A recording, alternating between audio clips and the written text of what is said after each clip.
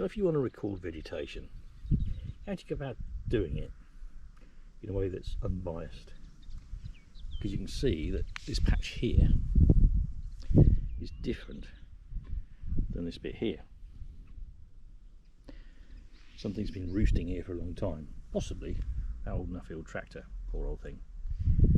It's been sat there and it's been shading everything and it's suppressed it, and when it's moved it's basically been able to come in, a new opportunity for colonisation. So you could use something to... Now let's go back a bit. If you've got small vegetation like this, it'd be very easy to start with this little Potentilla anserina, silverweed, and then say how many have you got in this area here, and then you get sort of attention drift. You've got one there, that one there, yeah, that's possibly one there. Then you look around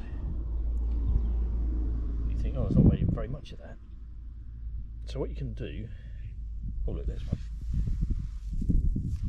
To stop your attention drifting and sort of doing a slight snail trail of sight over this big grass, you put down a quadrat.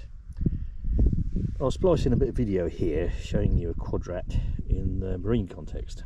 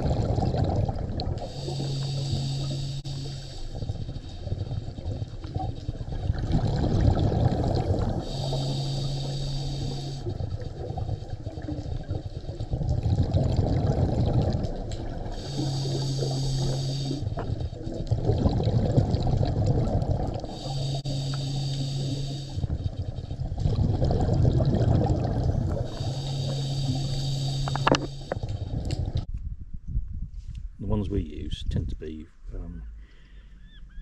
half a metre by half a metre, giving you 0.25 metres squared, or quarter of a square metre, divided up into 25 smaller squares, and then you basically do presence and absence in each individual square.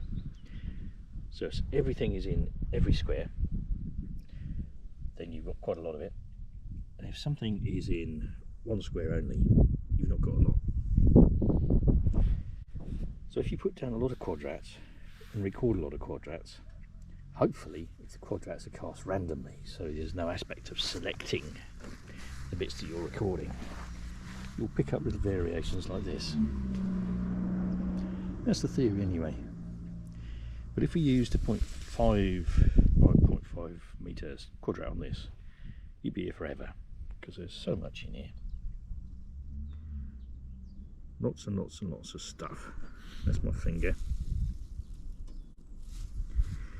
So you'd probably want to use a smaller quadrat, say 0.25 by 0.25 on the side. I'm not very good at mathematics, so that gives you a quarter of the size of your 0.5 by 0.5 metre squared quadrat. Again, you divide it up, and that would take care of this sort of size vegetation. And you basically cast your quadrats at random, or lay yourself out a nice long line or several long lines and take random numbers and place your quadrats at the random numbers, and you generate the random numbers before you go on site. This might mean you miss some really nice obvious rare things, but you should get an unbiased account of your vegetation and its composition, your community composition, if you do enough.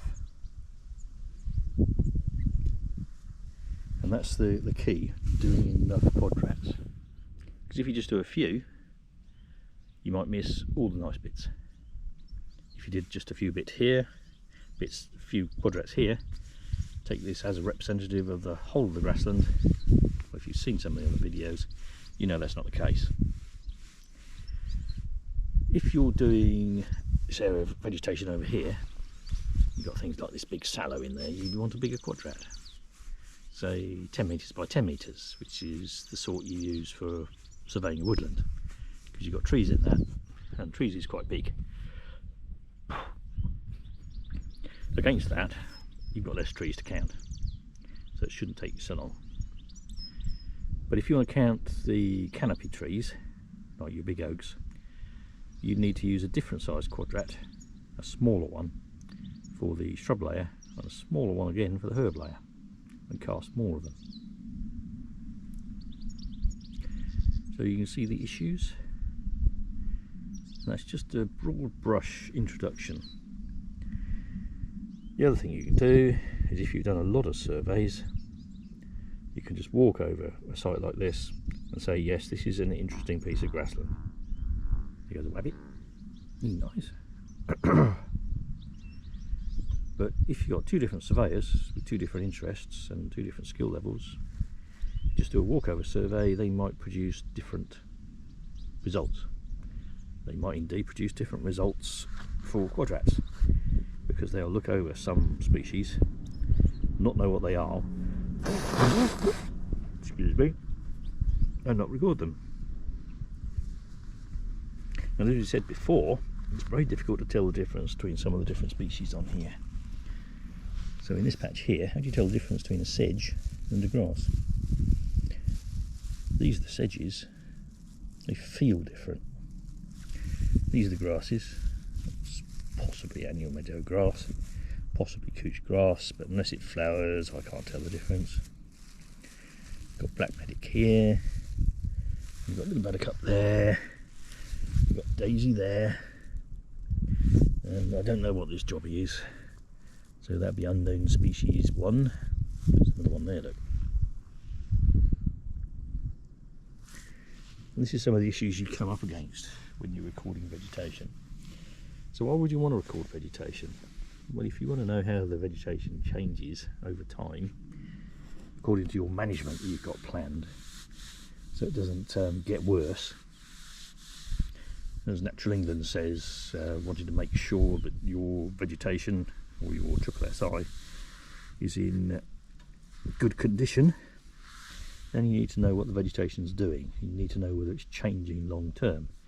So you need to repeat your surveys year on year on year. If you haven't got the resources to repeat your surveys year on year on year, with enough quadrats and enough people trained well enough to actually identify all the species present, I couldn't do it for instance, then your survey method falls on its face. And this is one of the huge problems which affects nature conservation in Britain today. Not having enough people, because you tend to have your surveyors fairly lowly paid, which is, what's the word? There's a word that describes it. Because your surveyors need to be of a high level of expertise and they need to be well paid. But unfortunately, if they've been a surveyor for a little while, they tend to get promoted, end up being managers, so they don't do surveys anymore. Stupid, really. But also, if you're a surveyor, you need to stay in practice in the habitat that you're surveying. So it's a totally different proposition to survey marine ecosystems and marine vegetation, algae, than just to survey this. You can't expect one person to be able to do two, unless they're a real anorak, which I'm only partial anorak. Right, let's leave that there.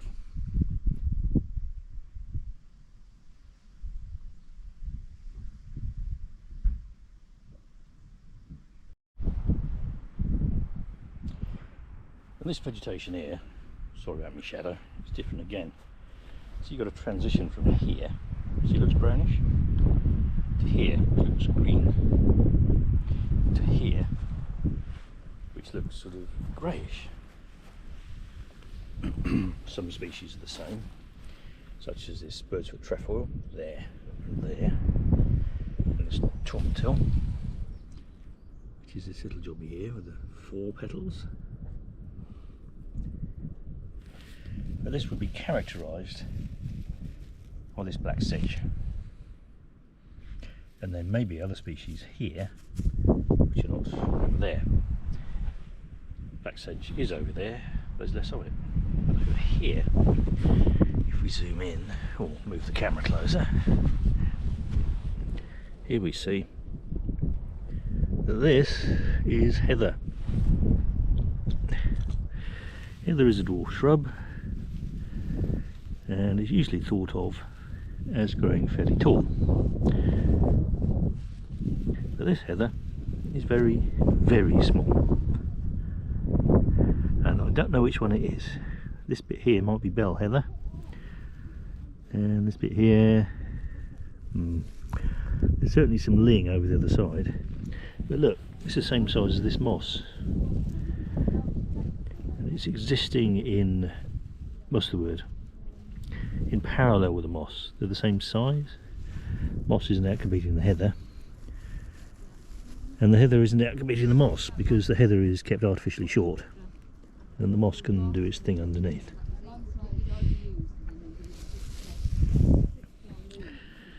So complications.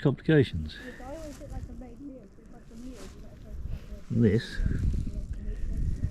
is another planting, different planting. This is sea planting, Plantago maritima, which is very tolerant of salt. And I thought this was a sedge, but it's not. Where I thought it was a sedge was over there on the other house site. Right, okay, so let's finish now. We did say we were going to finish before, but I got sidetracked into this because it's quite interesting and quite involved. It's not all that terribly complicated, but usually to see it you have to go and do a university course, which I think is a bit silly.